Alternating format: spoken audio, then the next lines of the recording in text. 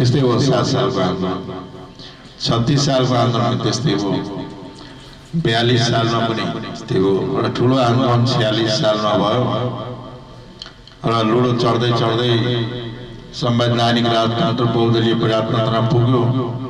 ठ्याक्कै गएर राजा ज्ञानेन्द्र आइसकेपछि त्यो सर्पको मुखमा परेर स्वाटै तल झऱ्यो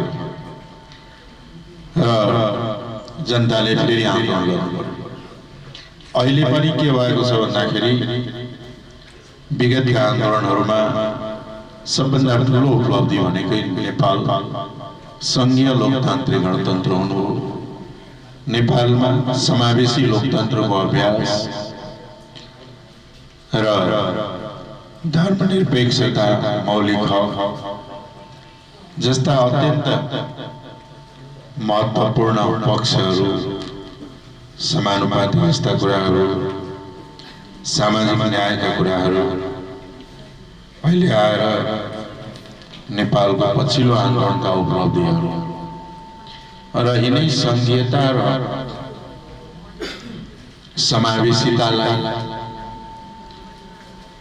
संस्थागत गर्दै अगाडि बढ्दै मुलुकलाई एउटा समावेशी लोकतन्त्र, संघीय लोकतान्त्रिक गणतन्त्र र यहाँ भएको चाहे त्यो मधेसी समुदायप्रति होस्, आदिवासी जनजातिप्रति होस्, या दलित समुदायप्रति होस्, या महिलाप्रति होस्, या थारू लगायत अल्पसंख्यक समुदायहरूप्रति होस्, यी सबै पूर्ण समुदायहरूका पहिचानको मान्यता, उनीहरूको समानुपातिक भागीदारी, साझेदारी र प्रतिनिधित्वको सवाल, विभेद र असमानतालाई अन्त्य गर्ने जस्ता सवालहरूलाई हल गर्दै अगाडि बढ्नुपर्ने समयमा यहाँसम्म त पुग्यो। अहिले आएर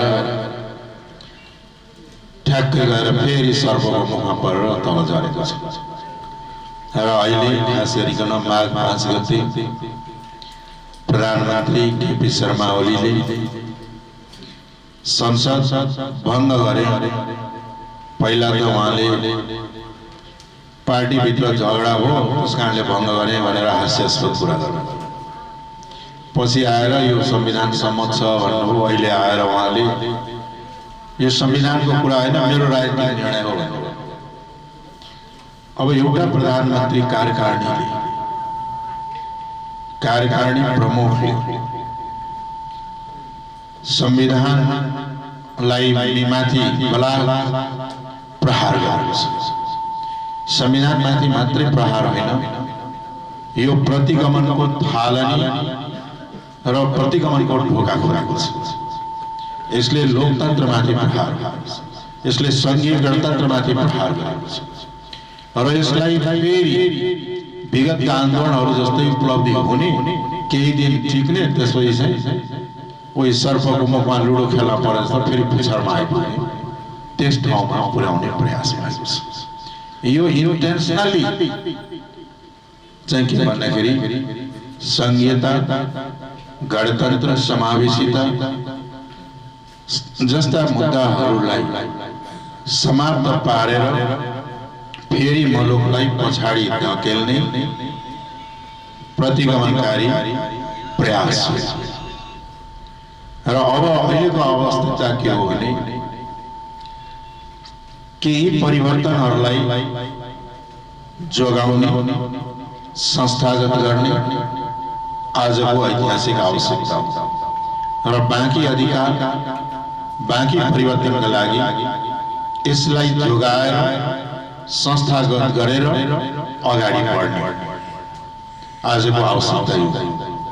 यस बेलामा जुन प्रतिगमनकारी कदम उठाइएको छ, लोकतन्त्रमाथि प्रहार गरिएको छ, संघीयतालाई समाप्त पार्न खोजिएको छ, संघीय गणतन्त्रलाई धरापमा पारिएको छ, यसलाई रोक्नु आजको सबभन्दा पहिलो आवश्यकता छ। यसलाई रोक्नु नै हो।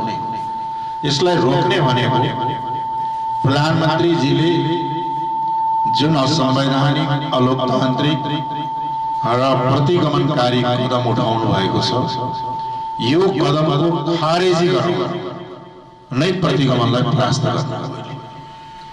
कुनै पनि रूपमा यो कदम अगाडि बढ्यो भने निरन्तरता पायो भने जसरी विगतमा राजा महेन्द्रले 2017 साल पुसे गरेका दिन संवैधानिक कु गरेर संविधान माथि नै कु गरेर सैन्य बलमा जुन सत्ता शक्ति हातमा लिई 30 वर्ष नेपाली जनता लड्नु पर्यो, हजारौंले बलिदान दिनु पर्यो। अब यो सफल भयो भने, यो प्रतिगमन सफल भयो भने लामो समयसम्म फेरि यही अलि प्राप्त भएको अधिकार प्राप्तिका लागि लड्नु पर्ने छ। तसर्थ के हो भन्दाखेरि अहिलेको आवश्यकता, अहिलेको महत्त्व प्रतिगमनको खारेजी नै र यो प्रतिगमनको खारेजी गरिसकेपछि मुलुक ट्र्याकमा आउँछ। जुन संवैधानिक लाइनबाट हटिसकेको छ त्यो ट्र्याकमा आउँछ। ट्र्याकमा आइसकेपछि मुलुकमा केपी शर्मा ओली तन्त्रको अन्त्य हुन्छ र ओली तन्त्रको अन्त्य भइसकेपछि लोकतन्त्र अगाडि जान्छ र त्यस सँगसँगै यो संविधानलाई संशोधन गर्ने, संविधानलाई परिवर्तन गर्ने या परिमार्जन गर्ने, संविधानलाई सच्याउने र बाँकी अधिकारहरू संविधानमा इन्क्लुड गर्ने र संविधानमा रहेका विभेदकारी प्रावधानहरू, अस्पष्टताहरू, त्रुटिहरूलाई हटाउने त्यो कार्य त्यसपछि अगाडि बढ्छ। अब अहिले सुनिँदैछ सबै कुरा सेटिङमा भएको छ। यो सेटिङको राजनीति को कुनै भविष्य हुँदैन। यदि यो सेटिङको राजनीति सफलै भयो भने क्षणिक मात्रै हुन्छ। यसले मुलुकको राजनीतिलाई गति दिँदैन, लोकतन्त्रलाई कमजोर पार्छ, निरङ्कुशतालाई बढावा दिन्छ र विगतका आन्दोलन र जनआन्दोलन, मधेस जनविद्रोह, सशस्त्र विद्रोह, विभिन्न सङ्घर्षबाट प्राप्त भएको अधिकारलाई यसले समाप्त पार्छ।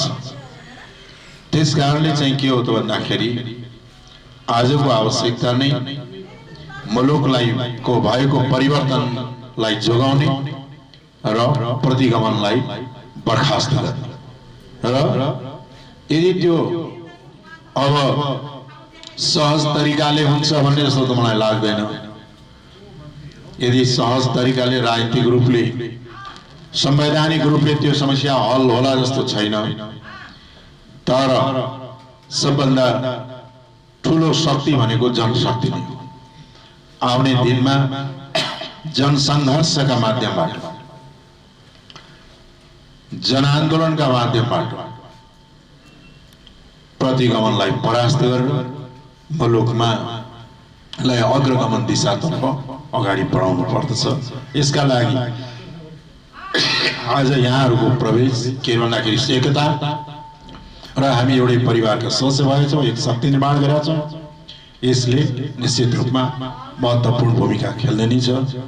यहाँहरू सबैलाई पुनः धन्यवाद दिँदै म बिदा गर्छु। धन्यवाद। जय मातृभूमि। वैकल्पिक शक्ति जनताले खोजिरहेको छ।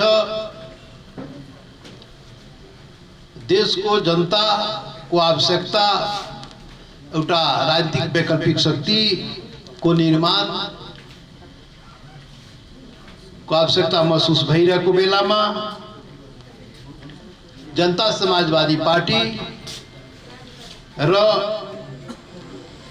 नेपाल लोकतान्त्रिक पार्टी शिवलाल थापा मगर समूह पार्टी बीचको एकता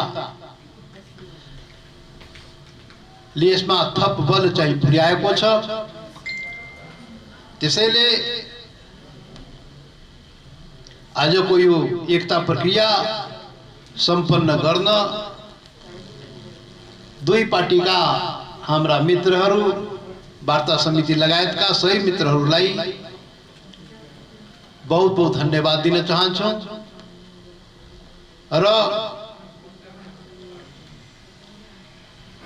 नेपाल लोकतान्त्रिक पार्टी शिवलाल थापा समूहका सबै साथीहरू हामी एक परिवारमा सामिल भएका छौं। हामी लक्ष्य प्राप्तिको लागि एकीकृत भएका छौं। यो अवसरमा यहाँहरू सबैलाई शुभकामना दिन चाहन्छु। हाम्रो कन्धामा दुईवटा जिम्मेवारी आइपरेको छ। एउटा जिम्मेवारी प्राप्त उपलब्धिको रक्षा कसरी गर्ने हो र अर्को यो औपनिवेशिक शासनबाट मुक्ति कसरी पाउने हो। यो नस्लीय चिन्तन सोचबाट गरिएका शासन र सत्ताबाट यो देशका जनताले शोषण उत्पीडनमा परेका जनताले हिमाल पहाड तराई मधेसका जनताले कसरी मुक्ति पाउने हो, कसरी यो देशमा अधिकार संपन्न नागरिकको दर्जा प्राप्त गर्ने हो। तो अर्को दायित्व र जिम्मेवारी पनि हाम्रो कन्धामा छ। यो जनता समाजवादी पार्टीको निर्माण पनि त्यसैको लागि भएको। यो त बीचमा आएर कहाँबाट केपी ओलीले प्रतिगमन थपिदियो। नत्र हाम्रो लक्ष्य त सीधा यो नेपाल भनेको सम्पूर्ण नेपालीको हो। यो कुनै एउटै वर्ग जात समुदायको देश होइन। यो बहुल राष्ट्रिय राज्य हो। यो मधेसीको पनि राज्य हो, आदिवासी जनजातिको पनि राज्य हो, दलितको पनि राज्य हो। यो सबैको राज्य हो। तर यो देशमा दुर्भाग्य कस्तो भने संविधान र शासन पटक पटक बदलिन्छ। 7-7वटा संविधान यो देशमा लेखिसक्यो। राणा शासनबाट गणतन्त्र आइसक्यो। संविधान र शासन बदलिन्छ तर विचार र व्यवहार कहिले पनि बदलेन नेपालमा। यही कारण हो यो देशमा पटक पटक प्रतिगमन हुने, पटक पटक लोकतन्त्रको हत्या हुने र जनताले खोजेको अधिकार चाहिँ जनताले प्राप्त गर्न पाउने। किनभने जहिले पनि संविधान र शासनको निर्माण यहाँका शासक वर्गले आफ्नो लागि गर्दो रहेछ। औपनिवेशिक शासन सत्ता चलाउनेहरूले शासक नस्लवादी चिन्तन सोच बोकेका केही शासक वर्गीय जमातले आफ्नो लागि संविधान बनाउने, आफ्नो लागि शासनको निर्माण गर्ने, बैनर मात्रै फेर्ने, बैनर मात्रै पटक पटक कहिले 4 सालको संविधानको बैनर लाग्ने, कहिले 15 सालको संविधानको बैनर लाग्ने, कहिले 47 साल, कहिले 72 साल, कहिले। तर तो चाहिँ सबै जनताको लागि न बनाइदिए। तो संविधान सबैको लागि न बनाइदिए। आन्दोलन गर्दाखेरि सँगै आन्दोलन गर्ने, आन्दोलन गर्दाखेरि सबैको लागि संविधान बनाउने भनेर यी कम्युनिस्ट कांग्रेस भनाउँदा ठूला पार्टीका नेताहरूले प्रतिबद्धता व्यक्त गर्ने। तर जब जब संविधान बनाउने अवस्था आउने त्यति बेला आन्दोलनका एजेन्डाहरू, आदिवासी जनजातिले उठाएका एजेन्डा, मधेसले उठाएका एजेन्डा, दलित लगायत आन्दोलनका एजेन्डाहरूलाई ताकमा राखेर संविधान बनाउने, एकल संविधान बनाउने, शासन आउने। गणतन्त्र भन्दा दुनियाँमा कुन राम्रो शासन हो भन्नुस् त? यो गणतन्त्र भन्दा राम्रो शासन दुनियाँमा हुँदैन। तर यो गणतान्त्रिक अवस्थामा पनि सम्पूर्ण नेपाली जनताले हाम्रो शासन चाहिँ अनुभूति गर्न सकेन। के हो यो? त्यसैले यो देशमा संविधान बदलिने, शासन बदलिने, विचार र व्यवहार चाहिँ नबदलिने। विचार र व्यवहार उही औपनिवेशिक मानसिकताबाट गर्ने, नस्लीय चिन्तन सोचबाट गर्ने यो देशको सबभन्दा ठुलो समस्या भनेको त्यो हो। त्यसैले यो समस्याको समाधानको लागि यो पार्टी चाहिँ जन्मिएको हो। कांग्रेस कम्युनिस्ट त गर्न सकेन, त्यो त प्रमाणित नै भइसक्यो नि त। पटक पटक नेपाली जनताले यिनीहरूलाई हेरेकै हो नि त। उनलाई दुनियाँमा नै यो पूर्वीय मीमांसाबाट निर्मित यो क्यापिटलिजम कम्युनिजम यो असफल भइसक्यो हो। यो देशको समस्या समाधान गर्न नसकेर दुनियाँमा नै असफल हुन लागिसकेको अवस्थामा नेपालमा कहाँबाट सम्भव हुन्छ? यहाँ त खोखला राष्ट्रवादको कहिले नारा दिने, कहिले के झुक्याउने, कहिले के गर्ने, यही गोल चक्करमा चाहिँ नेपाललाई घुमाइरहेको। यो गोल चक्करबाट नेपाललाई मुक्ति दिलाउनु पर्छ हामीले। यो कम्युनिस्ट कांग्रेसले यो देशलाई गोल चक्करमा जनतालाई फसाएर कंगाली अवस्था पुर्याइसक्यो। दुनियाँको सबभन्दा गरिब राष्ट्रको दर्जामा नेपाललाई पुर्याइसक्यो। अनि नारा चाहिँ सुखी नेपाली समृद्ध नेपालको नारा चाहिँ दिनुपर्ने र दुनियाँको सबभन्दा गरिब राष्ट्रको दर्जामा पुर्याउने अनि नारा चाहिँ ठुलठुलो दिने अनि सुखी नेपालीको कुरा गर्ने, नेपालीलाई दुखी बनाएर छोड्ने, यस्ता प्रवृत्ति केपी ओली प्रवृत्ति देशलाई बर्बाद गरेको छ। त हाम्रो अर्को जिम्मेवारी भनेको त्यो जिम्मेवारी जुन यहाँका शासक वर्गले पूरा गर्न सकेन, त्यो जिम्मेवारी यो जनता समाजवादी पार्टीले गर्न सक्नुपर्छ, यो हामीले गर्न सक्नुपर्छ। र यो दायित्व प्राप्त उपलब्धिको रक्षा गर्दै यो जुन देशको मूल समस्या हो त्यसको समाधान चाहिँ हामीले नै गर्ने हो। त्यसैले वैकल्पिक शक्तिको आवश्यकता जनताले महसुस गरेको हो र त्यो वैकल्पिक शक्तिको निर्माणको लागि जनता समाजवादी पार्टी यो देशमा परिवर्तन चाहने, यो देशमा अधिकार पहिचान चाहने, सुशासन र समृद्धि चाहने यो सबै जमात, सबै संगठन, सबै पार्टीहरू, कांग्रेस कम्युनिस्ट बाहेकका सबै पार्टीहरू हामी एक हुने प्रक्रियामा छौं। ती कांग्रेस कम्युनिस्ट पार्टीमा पनि परिवर्तन चाहने हो त त्यो पार्टी परित्याग त गरेर यो चाहिँ वैकल्पिक शक्तिमा आएकै हो नि त। कांग्रेसमा आया बसेका हाम्रा मान ठाकुरजी आदरणीय नेता कांग्रेसमै हुनुहुन्थ्यो, गरेन अनि कांग्रेस परित्याग गर्नु पर्यो नि त। अशोक राई एमाले परित्याग गर्नु पर्यो नि त। त्यस्तो हजारौं कार्यकर्ता त्यहाँ परित्याग गरेर त आए नि त वैकल्पिक शक्तिको लागि। माओवादी 17,000 मान्छेको हत्या गराएर शहादत गराएर जब लक्ष्य जुन माओवादी जनयुद्धको जुन लक्ष्य थियो कहाँ गयो? लिम्बुवान, तमुवान, मगरास मधेस, थरुवट लगायत अधिकार पहिचानका सवालहरू कहाँ गयो त? अनि डाक्टर बाबुराम भट्टराई जस्ता व्यक्ति पार्टी परित्याग गर्नुपर्ने र वैकल्पिक निर्माणको प्रक्रियामा आउनुपर्ने। यही क्रममा हाम्रा शिवलाल थापा मगरजी पनि यो प्रक्रियामा सामेल हुनुभयो। बहुत बहुत स्वागत छ। सबै मित्रहरूलाई बहुत बहुत बधाई। यो जुन दायित्व जिम्मेवारी हो यो हामीले पूरा गर्न सक्नुपर्छ र देशलाई एउटा जुन यिनीहरूले गर्न नसकेको काम यो जनता समाजवादी पार्टीले हामीले गर्न सक्नुपर्छ। यो दायित्व लिएर हामी अगाडि बढौं र यो जनताको आकांक्षा पूरा गरौं। तो म यो दुईटा कुरा तपाईहरुको समक्ष निवेदन गर्न चाहन्छु कि देश जनताले जुन स्थिरताको कामनाले कम्युनिस्ट पार्टीलाई शासन गर्ने अधिकार दिएको थियो त्यो भएन। कम्युनिस्ट पार्टीले, नेपाल कम्युनिस्ट पार्टीले स्थिर सरकार दिएन। मतलब अहिले पनि अस्थिरताको दौरमा हामी गइसकेका छौँ।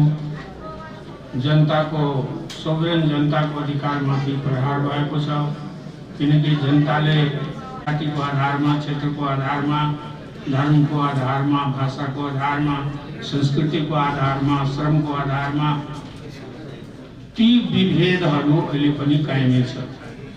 त्यो विभेदहरूलाई चाहिँ अन्त गर्ने छ भने जुन एजेन्डा थियो त्यो पूरा भएन। दोस्रो कुरा कि यदि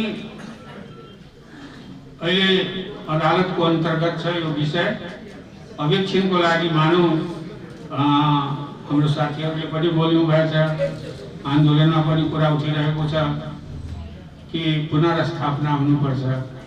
त पुनर्स्थापना भएपछि सत्ता कसको हातमा जान्छ? जो पार्टी असफल भएको छ, सरकारै चलाउन सकेन अनि प्रतिनिधि सभालाई विघटन गरिदियो, तो सत्ता तो फेरि उसैको हातमा जान्छ। तो द्वन्द्व त रहिरहन्छ। पुनर्स्थापना भएपछि त्यो समस्याको समाधान देख्दैन, किनकि त्यो पार्टी कानुनी रूपमा अहिले पनि एउटै छ। चुनावतिर गयो, देश गयो भने त्यसको मतलब ओलीजीको कदम सही छ। र त्यस बेलामा यदि हामी आन्दोलनलाई कन्टिन्यू राख्छौँ भने त्यो स्थिति के हुन्छ कि हामी अदालतलाई कमजोर गर्छौँ, अदालतको विरुद्धमा हाम्रो आन्दोलन हुन जान्छ। तो यो स्थितिमा चाहिँ हाम्रो देश अहिले गएको छ। अब यो जुन स्थिरताको दौड, जुन कामना हामीले गरेका थियौँ, जनताले गरेका थिए, त्यो स्थिर निकट भविष्यमा चाहिँ हामी देखिरहेका छौँ। यस्तो सङ्कटको अवस्थामा चाहिँ हाम्रो देश अहिले, हाम्रो समाज, हाम्रो नेपाली समाज र विभिन्न जुन विभेद छ त्यसलाई पनि अन्त हुने या अन्त गर्ने हामी चाहिँ निकट भविष्यमा देखिरहेका छौँ। जबसम्म कुनै पनि चिज सफल हुन्छ सहज अवस्थामा, जब अस्थिरताको दौर रहन्छ, स्थिति चाहिँ सहज हुँदैन, यस्तै द्वन्द्वको अवस्थामा रहन्छ, त समस्या एकातिर हुन्छ र जुन आवश्यकता छ त्यो एकातिर हुन्छ। अहिले त्यही हो, सारा ध्यान चाहिँ अब विकास निर्माण तरफ जानुपर्ने थियो। हामी पिछडिएको देशमा हाम्रो गिन्ती छ, हाम्रो समाज पिछडिएको छ, शिक्षामा पछाडि छ, स्वास्थ्यमा पछाडि छ, रोजगार बेरोजगारी बढेको छ। यो अवस्थामा हामीले सबैले यो चुनौतीलाई सामना गर्नुपर्ने थियो, तर त्यो चुनौती नभइकन अहिले हामीहरूको अगाडि एउटा यस्तो शक्ति बनाउनु छ जसले कि हाम्रो साथीहरूले भन्नु त्यो चुनौती हो। हामी वैकल्पिक पार्टीको रूपमा उत्थान गर्न चाहन्छौँ, अगाडि बढ्न चाहन्छौँ र त्यसमा तपाईँहरूको पनि सहयोग पायौँ हामीले, हामी सबैले मिलेर जाउँ। यो चुनौती हो, तर चुनौती एउटा अवसर पनि हुन्छ। त्यो हामीलाई एउटा अवसर पनि दिएको छ। चुनौती त कठिन हुन्छ, त्यो सङ्घर्षै हुन्छ एक किसिमको, तर त्यो अवसर पनि दिन्छ। किनकि यदि यो चुनौतीको हामीले सफलतापूर्वक सामना गर्यो भने त सकारात्मक परिणाम आउँछ। यति भनेर म आफ्नो 2 शब्द समाप्त गर्छु। धन्यवाद।